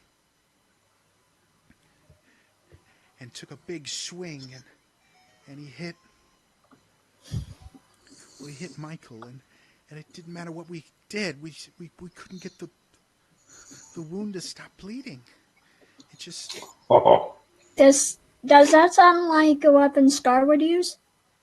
it doesn't sound like a weapon Scar would use, but go ahead and roll a history check for me. Okay. Seriously, I should have went with. Whoops. That's the one. Modified. No idea. Yeah. I'm not there. God damn it!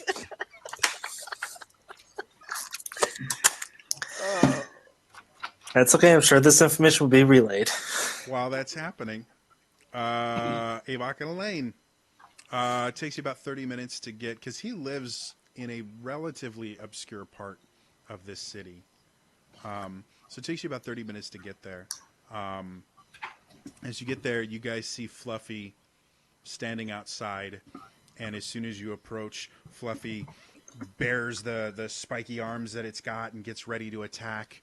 And then you see the serrated death come forward. It's like, oh, don't worry. We know them, Fluffy. Looks like you Boy. survived again. Invisible stalkers are a rare commodity around here. You must have pissed off someone very high up. Do you know how long it takes to train those creatures? Mm-hmm. Well, to what do I owe the honor?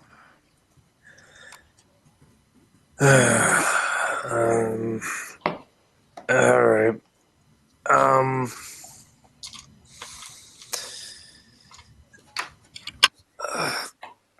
How do I put this? Well, you could start by using words. I found they're remarkably useful. Ha ha ha. Anyways, we really don't plan on being here much longer. Yes, I was planning on leaving next Thursday. That's the plan. Next Thursday. Well, Real stuff. Just be sure to make your beds because they get very upset. And don't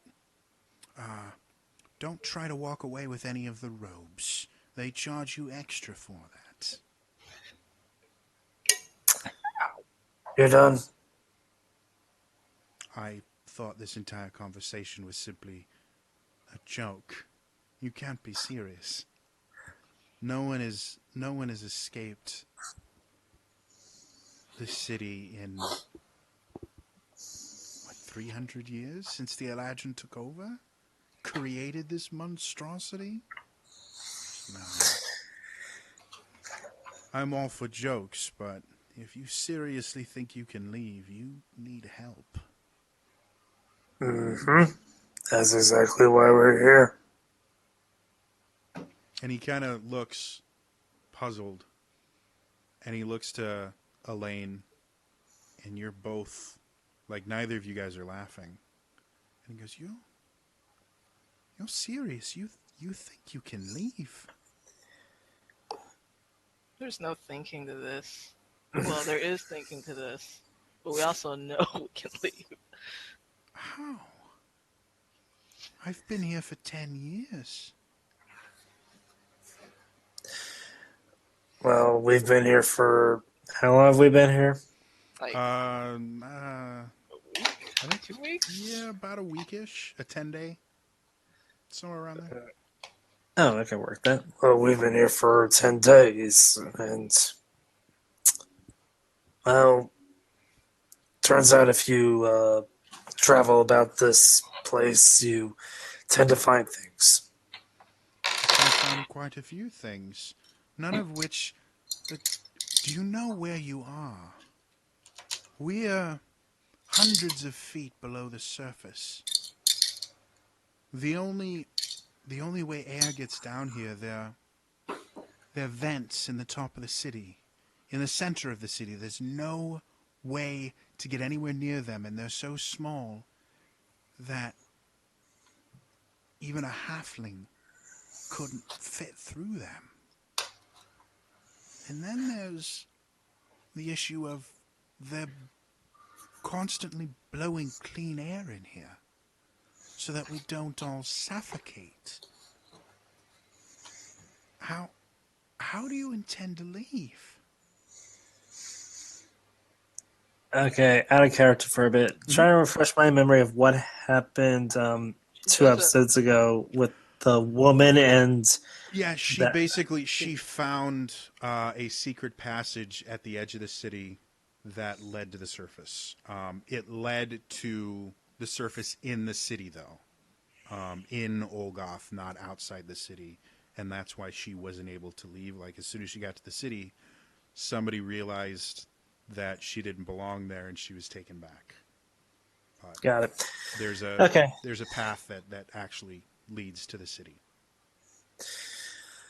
Gotcha. Okay.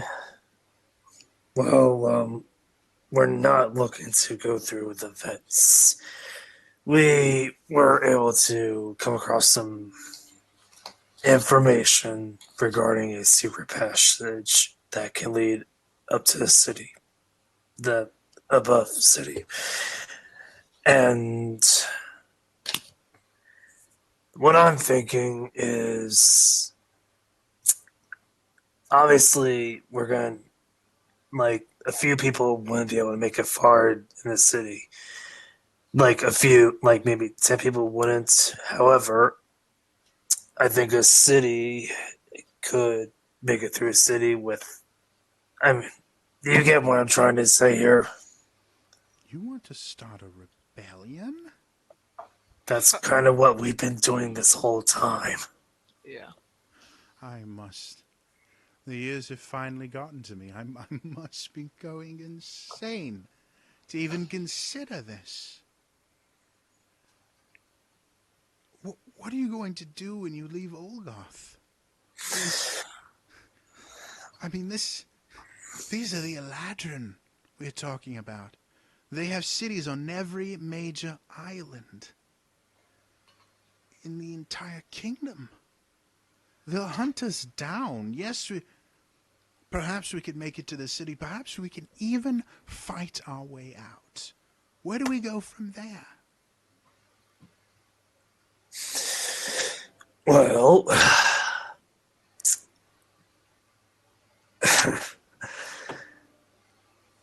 just so you know, this rebellion that I'm talking about isn't just me and my friends. I mean, it's a whole big thing. I don't think we've really told you why we're down here. We weren't down here because we were caught. We chose to come down here. And he kind of looks at you. You're insane. That's what this is. You're completely and utterly insane. Well, I feel much better. I thought I was losing my marbles, but instead it must be you. No one comes to Olgoth on purpose. It's simply not done. No, we really did come here on purpose. Yeah. Turns out it's hard to really work a rebellion when most of the rebellion isn't as fighting capable.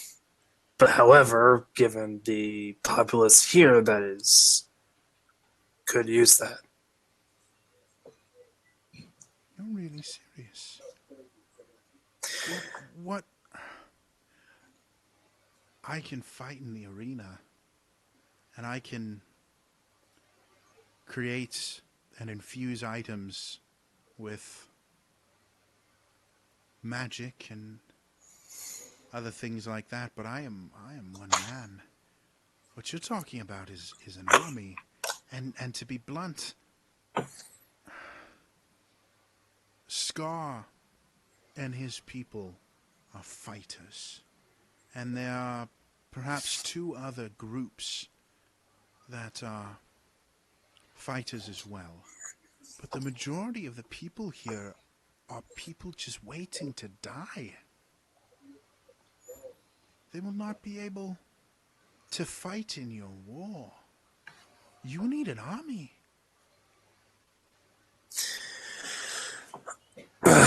Well,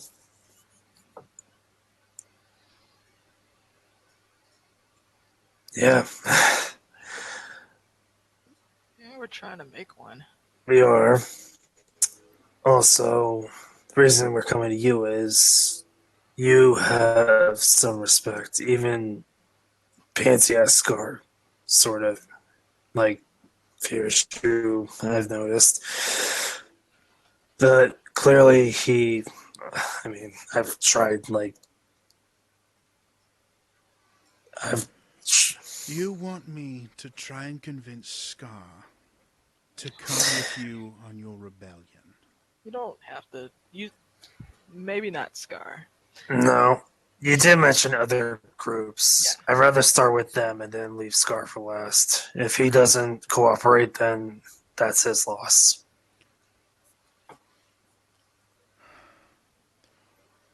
What you're talking about is very dangerous. If the gods hear even a whisper of this. They will start killing people at random simply to punish the idea. I can contact some of the other groups, but I need some sort of proof that this isn't just happenstance and hearsay. Bring me something I can show them, something real that shows that you've been outside of the arena. And I'll do what I can.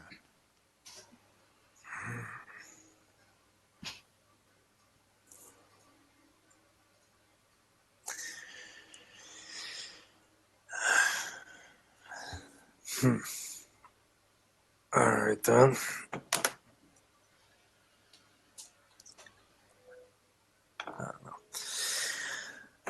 Let me let us go chat with the rest of our group, and we'll get back to you. Okay. All right.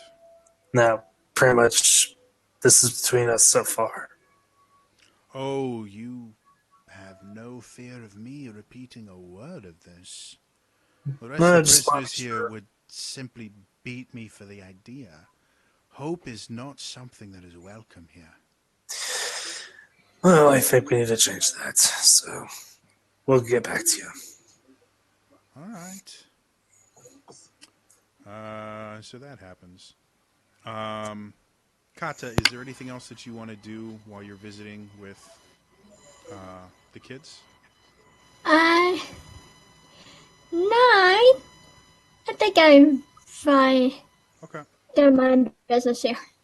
So you head back to the encampment. Fade, you get there. Avok and Elaine, you guys all arrive roughly around the same time. As you get there, you see Song, who has been she's kind of had the worst of it while you guys have been here. She's been really sick the entire time. She's been very, very weak. And she's been whining a lot. But that's kind of Song. That's kind of how she is. So when you guys get there, she comes out and she's like, finally! Thought I was going to have to go bunk up with somebody else just for warmth. I was able to find, and she kind of turns back, and then you guys hear this explosion from inside your little hovel. And I need Buddy to make me Constitution saving throws. What Okay. did she do? What should I know? Constitution, oh, my favorite thing. That I always roll so well on. Avok, what you got? 17. Because you never roll low. Well, you have a lot of con, too. Elaine. 12. Okay. Fade. 17. Okay. Kata. 15. Cool. Everybody but Elaine. This wave of sound hits you and tries to knock you back, but you kind of hold yourself. Elaine, you're knocked onto your back. As you guys all look inside your little hovel, there is this swirling vortex of energy. Fade, it looks familiar to you. And as you sit there trying to figure out where you've seen something like this before, the center of this vortex, circular vortex of energy, starts to harden and clarify. And on the other side is an alien landscape that you've never seen before. But it looks very similar to the portal that you saw when you had your vision so long ago. But the place that it's going to is completely different.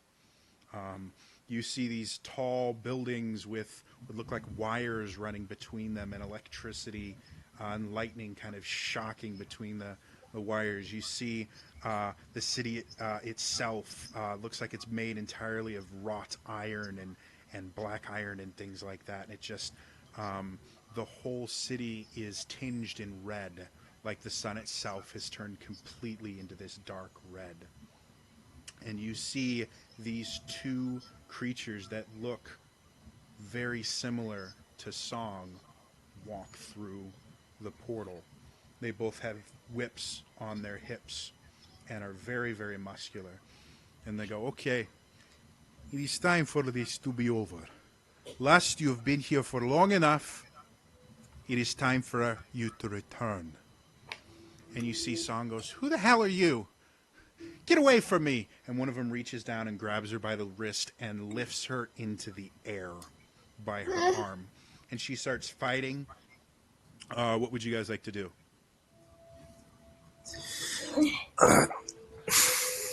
What the fuck are you people doing? The one that's not like holding her turns, and you see these wings flare out from him.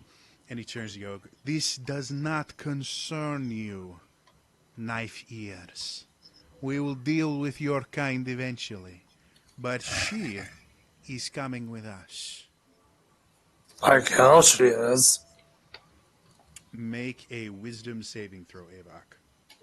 Is this it? No, I'm not raging. Shit. What's my wisdom? And this isn't a charm effect. That's... Oh no. You grab your head as it just splits in pain. And you go down to your knees. You are stunned. What the mother... Okay, not cool. Avok! As you guys are doing that, the one that has Song kind of held up, she's putting up a fight. She's like, you have no idea what you're doing, and I am going to... And she's just saying whatever she can. You see her starting to weave some of her magic, and you see the one that's not holding her. After he takes his hand that's pointing at Avok and moves it, he makes a quick motion with that hand, and you watch her instantly start kind of grabbing at her throat, and all sound stops coming out of her mouth. She's... And you watch the one that's just holding her step through the portal, and the other one that's sitting there, Avok, the pain stops, and you're groggy, kind of understanding what's going on, and goes, you are not worth my time, beast. You will see us soon enough. And he starts walking back through the portal as well. Oh, get your ass back here. Can I try to do something? What would you like to do? I know my magic probably isn't working, but I'm going to try to dig deep and cast Stone Shape to make the ground like suck up and clamp his foot down. Okay. What level spell is that? Level 4. Okay. Make me a concentration check. Now, ever since we napped, I've been guidancing myself because that's what I do. Mm-hmm. In order to... So anytime you cast a spell, including guidance, you have to make me a concentration check. Okay. So go ahead and make a concentration check for guidance. All right. 22 for that. Okay. That worked fine. And then I got a 24 for the other spell. Okay. For concentration. So you sit there. Do you say anything? How do you describe this to me? Avok is telling him he's to get back here, and he turns around and tries to walk through the portal, and I just, knowing what it takes to cast anything at this point, digging this down and getting this rope, I just grab this new shield and slam it into the ground, and hopefully like a little tremor goes over to him, and the ground like snaps his foot down. So you watch as Fade slams the ground with this shimmering field that you guys haven't seen before. And you watch as the ground starts to leap up, and the creature turns and speaks words that you don't understand. And you instantly feel the power stop. Okay. You can roll an Arcana check if you would like. Sure. That's a fat 7 right there. Okay? You have no idea what happened. This has never happened before. It doesn't feel like your god is stopping it, though. Okay. And he just kind of sneers at you and walks through the What? portal. Go ahead.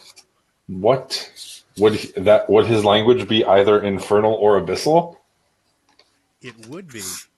What did he do?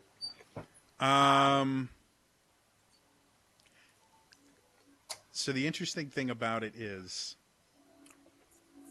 you understand the language that he spoke. You don't recognize the word he used. Okay. However, due to the fact that you speak, it was infernal he was speaking. Due to the fact that you speak infernal, you get the idea that the reason you don't recognize the word he used is because it's not a spoken word. It is the verbal components of a spell. Okay. And he walks through, and the portal shoo, So closes behind him.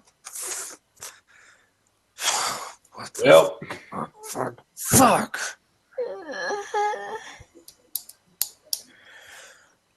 And that is where we're going to end it for tonight. So, this is your first time watching it. I have actually gotten a lot better. Every episode of The Kingdom of the Kael Isles is on my YouTube channel. It's youtube.com/TrainerJody. I will try and get this one uploaded as soon as possible. But feel free to catch up on all of their wonderful adventures. You can find out whose song was. And the other people that have joined them on their adventures before. Also, you can follow me on Twitter. I'm at TrainerJody there. You can just follow me here. I do run games every Tuesday night. So, yeah. Otherwise, that's all for me tonight, and I will see you guys next time. All right? Bye-bye. Bye.